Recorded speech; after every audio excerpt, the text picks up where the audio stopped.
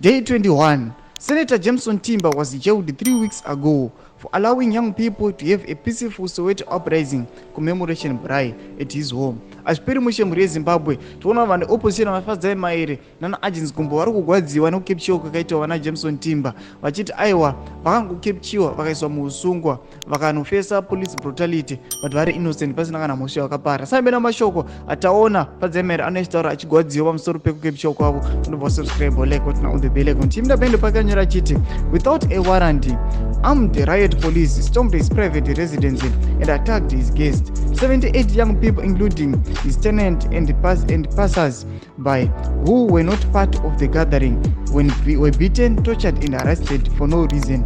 Some were cautiously flung into his pool.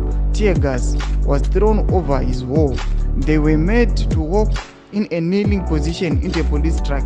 Many suffered broken and fractured limbs and were stuck in jail with limited medical attention and enduring excruciating pain. Senator Timba's son, who had visited him to celebrate Father's Day, was also arrested in the arbitrary and unconstitutional raid.